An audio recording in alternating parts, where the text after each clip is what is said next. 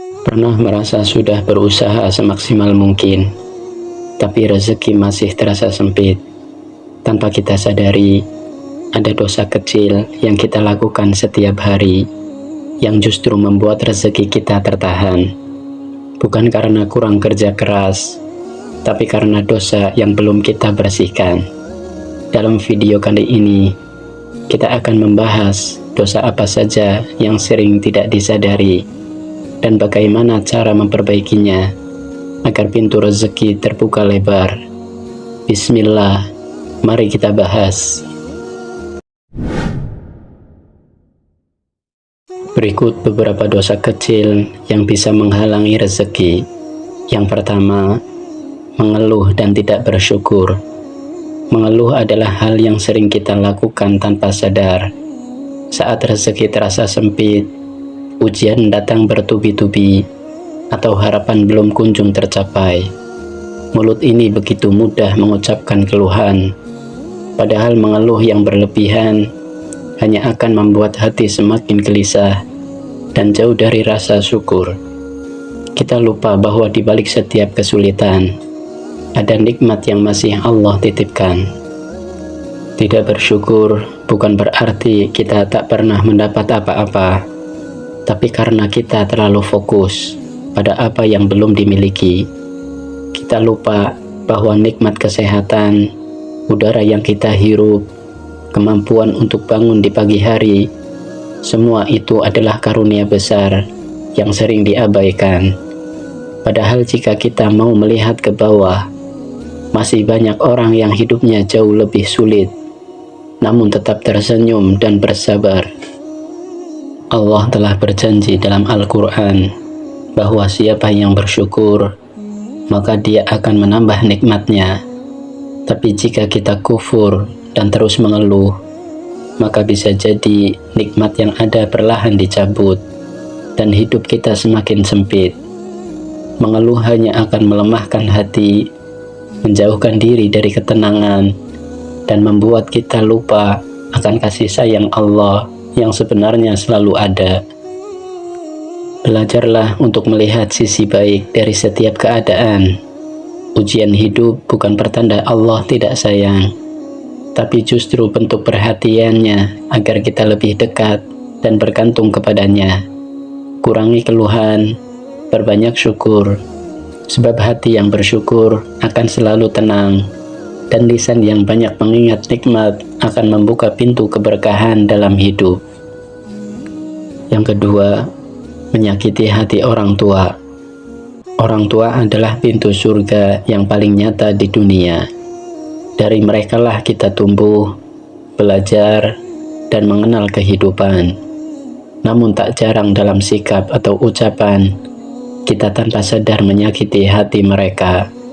Bukan dengan kekerasan fisik, tapi cukup dengan kata-kata kasar, membantah, atau bersikap cuek terhadap perasaan mereka. Itu sudah cukup membuat hati orang tua terluka dalam. Banyak anak yang merasa bahwa setelah dewasa, mereka bebas bersikap sesuka hati. Padahal semakin dewasa kita, seharusnya semakin bijak pula kita memperlakukan orang tua. Hati mereka sangat lembut, apalagi di usia senja. Satu kalimat dingin, satu isyarat wajah yang tidak hormat, bisa menimbulkan luka yang terlihat namun sangat menyakitkan. Menyakiti hati orang tua bukan hanya dosa besar, tapi juga bisa menghambat keberkahan hidup. Doa mereka adalah senjata paling ampuh dalam hidup kita. Tapi jika yang keluar dari lisan mereka adalah keluhan dan air mata karena perlakuan kita, maka jangan heran bila hidup terasa berat dan rezeki terasa sempit. Sudah sepatutnya kita menjaga lisan, sikap, dan perhatian terhadap orang tua. Bukan hanya memberi nafkah, tapi juga kasih sayang, waktu, dan penghormatan. Selama mereka masih hidup, jangan tunda untuk berbuat baik, karena jika sudah tiada, tak ada lagi kesempatan untuk mencium tangan mereka dan meminta maaf atas kesalahan yang pernah kita lakukan. Jagalah hati orang tua, karena di sana ada ridho Allah, dan ridhonya adalah kunci ketenangan dan keberkahan dalam hidup kita. Kemudian yang ketiga, lupa bersedekah saat mampu. Saat hidup sedang lapang, rezeki mengalir deras, dan segala kebutuhan tercukupi, seringkali manusia terlena. Ia merasa cukup, bahkan berlebihan, namun lupa berbagi. Sedekah yang seharusnya menjadi bentuk syukur malah terabaikan. Padahal justru saat sedang mampu itulah sedekah memiliki nilai yang luar biasa di sisi Allah. Banyak orang menunda sedekah karena merasa akan melakukannya nanti, saat punya waktu, saat lebih kaya, atau saat merasa benar-benar siap. Padahal kekayaan bukan jaminan umur panjang, dan harta yang kita genggam tidak selalu bertahan selamanya. Kesempatan bersedekah bisa hilang begitu saja jika kita terus menunda-nunda dan terlalu sibuk menumpuk harta. Sedekah bukan sekedar memberi, tapi juga membersihkan. Sedekah membersihkan harta, hati, dan mendatangkan keberkahan dalam hidup. Ketika kita lupa bersedekah di saat mampu, bisa jadi kita sedang menutup pintu keberkahan itu sendiri. Rezeki yang tak dibagi lama-lama bisa membuat hati kering dan hidup terasa sempit meski harta melimpah. Allah menjanjikan balasan berlipat ganda bagi orang yang bersedekah, bahkan menyebutnya sebagai pinjaman yang baik. Maka mengapa harus ragu? Sedekah bukan mengurangi, tapi menambah, bukan melemahkan, tapi menguatkan.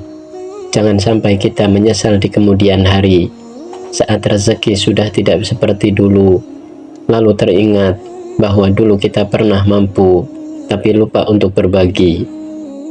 Sedekah saat mampu adalah tanda syukur dan keimanan, maka jangan tunggu sempit untuk mulai berbagi. Gunakan kelapangan sebagai jalan menuju ridho Allah. Lalu yang keempat, ghibah dan lisan yang tak terjaga.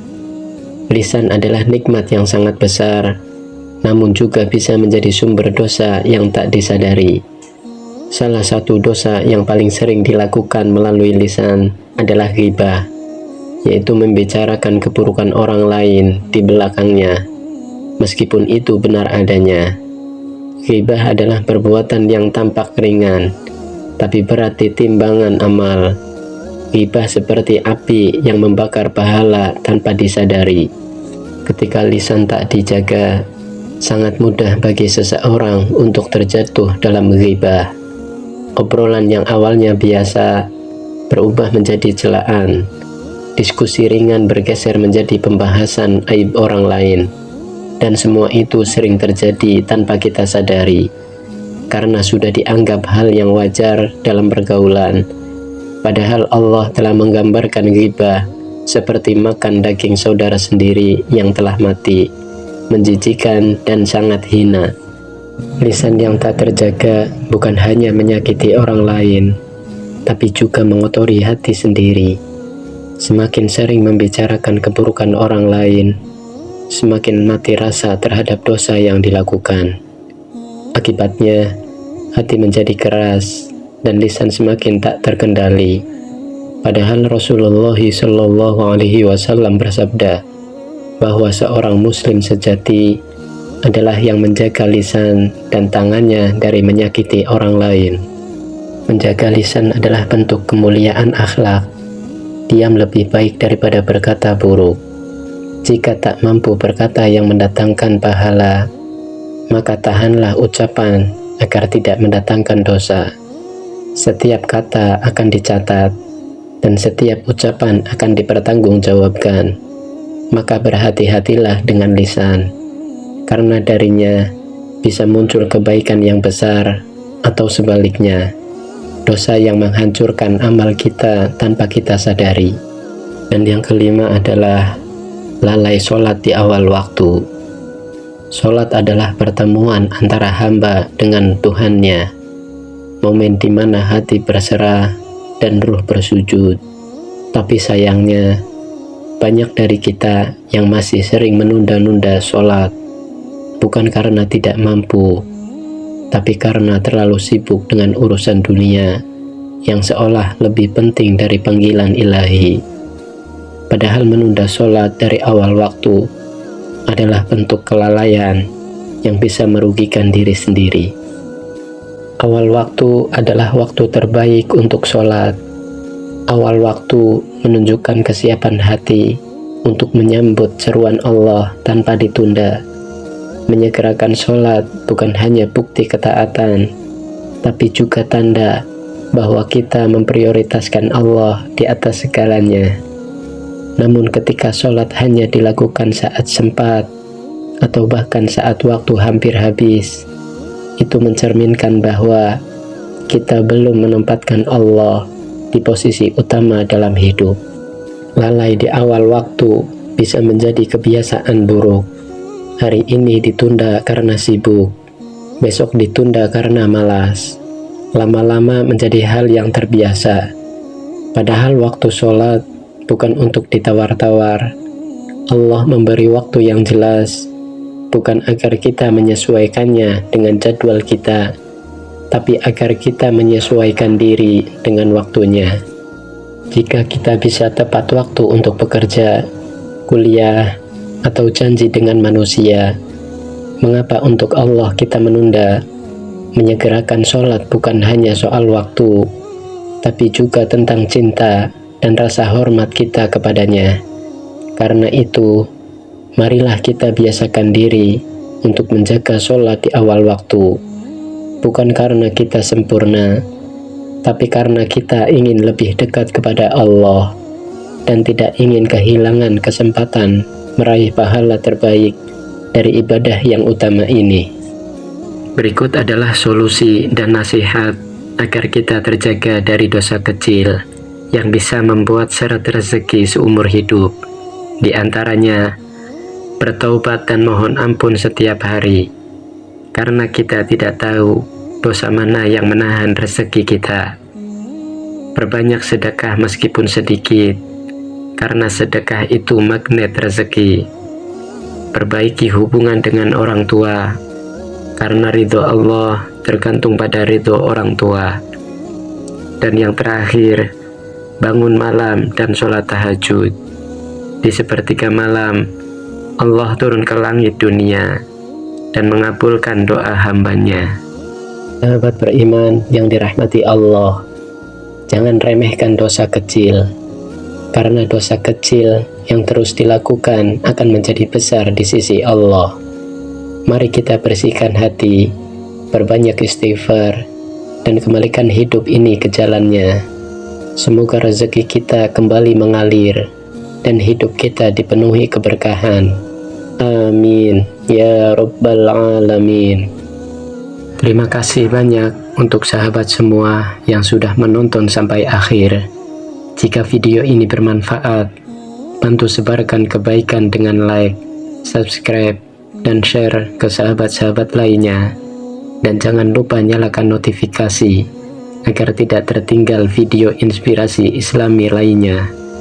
Bila ada kebaikan, itu semata-mata datangnya dari Allah Subhanahu wa Ta'ala. Dan bila ada kesalahan dan kekurangan, itu semata-mata datangnya dari diri saya pribadi sebagai manusia biasa. Semoga Allah Subhanahu wa Ta'ala selalu memberikan taufik dan hidayahnya kepada kita semua. Sampai jumpa di video berikutnya.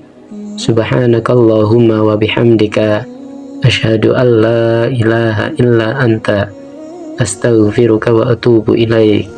Wassalamualaikum warahmatullahi wabarakatuh.